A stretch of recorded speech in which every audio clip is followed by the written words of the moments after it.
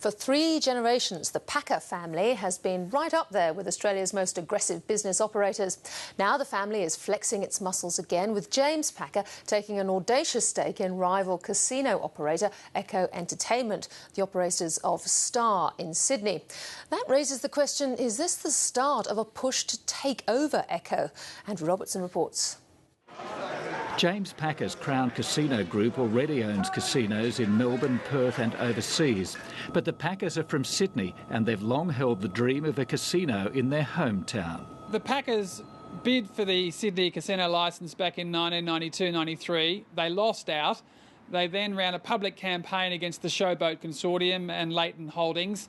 They sued the Casino Control Authority. They pressured the politicians. They threw everything but the kitchen sink at the process to try and get hold of it, but they missed out. Now, with James Packer at the helm, they're back having another go, wanting to build a luxury hotel with a casino on Sydney's prime harbourside development at Barangaroo. His target, China's rapidly growing middle class.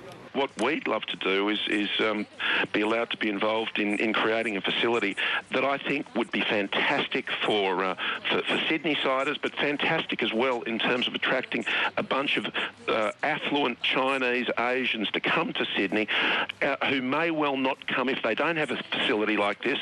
A view that's found willing support from the tourism industry. What we've seen from this first cut of James Packer's plan is for a 6-star hotel, and we think that's a good thing for those people who hadn't heard of Dubai.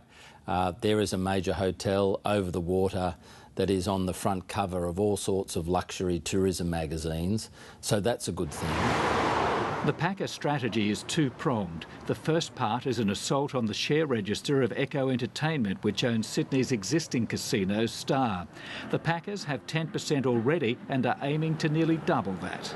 Similar to what Kerry Stokes did at Channel 7 and West Australian newspapers, we're seeing a repeat of the tactic with James Packer creeping up on Echo and demanding board representation rather than coming in the front door and launching a full, proper takeover bid, which is what he should do.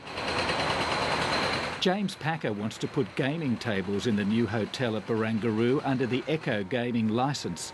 He's also begun lobbying for Sydney's second gaming licence when the issue is reconsidered in 2019.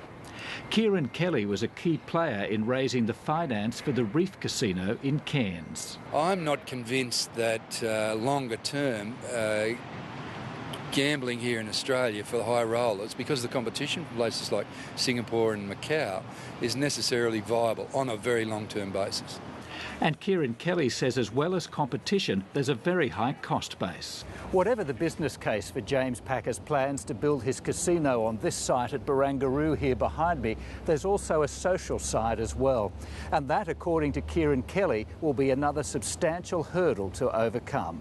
You will be dependent on international high-rolling gamblers. That will be a Chinese-oriented casino. Is that what you want on a piece of public space here in Australia?